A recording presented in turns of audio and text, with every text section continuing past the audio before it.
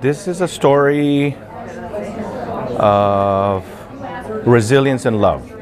It was the summer of 2014. I had gone through many life-changing experiences. I had experienced recently the death of my parents. I had also gotten divorced.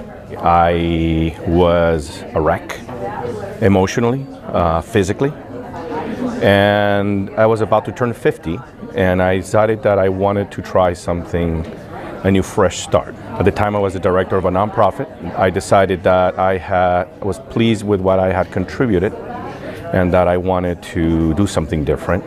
In the process of talking to friends about trying to find something special, someone suggested a pilgrimage called Camino de Santiago in northern Spain. I looked into it.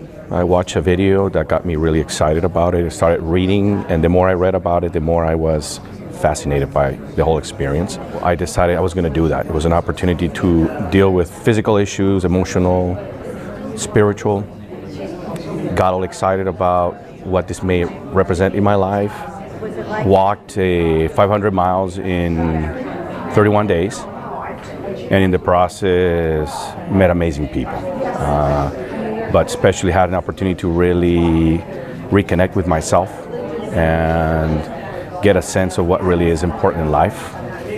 And it was done as a result of walking away from what I knew and walking far away from my comfort zone and allowing myself to be vulnerable, allowing myself to be in the hands of strangers, feel uncomfortable at times, but very quickly feel embraced by others, and building a sense of camaraderie, of community in the walking experience, in the pain that it was to walk every day, anywhere from 6 to 13 hours, to have blisters, but to have people encourage you to keep going.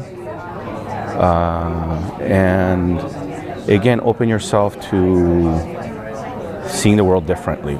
And the biggest lesson, I think, was something that was shared by a good friend that I met there, an Italian gentleman that I met, who told me, at the end when we made it to Santiago, that life looks differently when you walk at 4 kilometers per hour. Sort of a sense of slowing down and looking around yourself and what is truly important. I was there initially, I think, in an idea I wanted to heal deep wounds that I had inside. Certainly the experience addressed that in so many different ways. I'm not religious, but spiritual, and that was informed every day.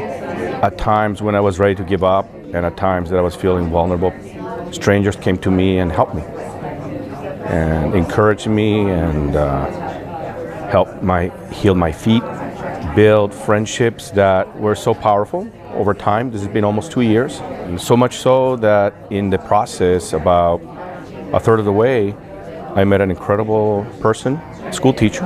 We bonded, we came from very different worlds, and just got excited about what each had to say and why we were doing the walk. And when we got to Santiago, which was a very emotional experience, she said, well, why don't we keep walking? So I said, yeah, let's go, let's keep walking. And we didn't literally walk more, but we took a bus and we went to Lisbon. And this has been almost 2 years, and we continue to walk together everywhere in the world. So she's come to the States, and I've been in Spain, and we've been everywhere, and have found great joy of being very different people, and realizing sometimes that you have love around the corner or around the world, and that the world's not that big when you see it from that light. And that has been transformative in many, many ways. I've always considered myself a pretty open-minded person, pretty global in many ways, but also come to realize that sometimes in the comfort or in the dynamic of our day-to-day lives in a very fast-paced society, we forget some very critical pieces in our life. Death of a loved one brings that really to the forefront, and again, reminds you that we're here not for a very long time. I realized coming back that, I love the place where I came from, but I thought I wanted to see it change. I felt that a lot of my members of my community, we become afraid. We're afraid of difference. We're afraid of the outside world. And I remember distinctly a week after I came back, so energized, so full of life, going to a conference, and the speaker was someone from the Marines. And I understand, they're in the business of waging wars. But the first that came out of his mouth was, the world is a dangerous and unpredictable place. Honestly, probably that's true. It's been like that all the time. But emphasizing the unpredictability as something dangerous, and seeing the world as a dangerous place, well, around the corner it can be dangerous. And we need to see ourselves creating opportunities to engage instead of retrench in that process.